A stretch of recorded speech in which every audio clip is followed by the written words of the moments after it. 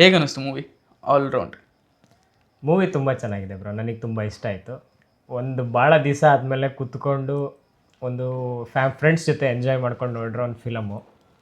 ಖುಷಿ ಆಯಿತು. ಸ್ಟಾರ್ಟಿಂಗಿಂದ ಎಂಡಿಂಗ್ವರೆಗೂ ಫಿಲಮಲ್ಲಿ ಸ್ವಲ್ಪ ಅಂತ ಎಲ್ಲೂ ಅನ್ನಿಸ್ಲಿಲ್ಲ. ಚೆನ್ನಾಗಿತ್ತು ಫಿಲಮ್. ಅಂದರೆ ನಿಮಗೆ ಪೈಸಾ ವಸೂಲ್ ಅಂತ ಏನು ವರ್ಡ್ ಇದೆ, ಅದಕ್ಕಿದು ನ್ಯಾಯ ಮಾಡಿರೋ ಅಂಥ ಫಿಲಮ್ ಅನಿಸುತ್ತೆ. ಹೌದೌದು, ಅದು ನಿಜ. ಆ್ಯಕ್ಚುಲಿ ಫ್ರೆಂಡ್ಸ್ ಗ್ಯಾಂಗ್ ಆಗಿರ್ಬೋದು ಅಥವಾ ಫ್ಯಾಮಿಲಿ ಆಗಿರ್ಬೋದು, ಎಲ್ಲರೂ ಕೂತ್ಕೊಂಡು ನೋಡುವಂಥ ಒಂದು ಒಳ್ಳೆ ಮೂವಿ. ಸೊ ಮೂವಿಯಲ್ಲಿ ಯಾವ ಸೀನ್ ಭಾಳ ಇಷ್ಟ ಆಯಿತು?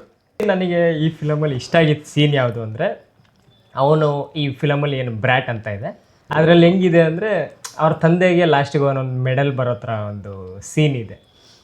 ಅದು ನನಗೆ ತುಂಬ ಇಷ್ಟ ಆಯ್ತು. ಅಂದರೆ ಅವನು ಆ ಫಿಲಮಲ್ಲಿ ಏನೇ ಜರ್ನಿ ಆಗಿರ್ಬೋದು, ಬಟ್ ಲಾಸ್ಟಿಗೆ ಅವ್ರ ತಂದೆಗೋಸ್ಕರ ಒಂದು ಕೆಲಸ ಮಾಡ್ತಾನೆ ಅವನು.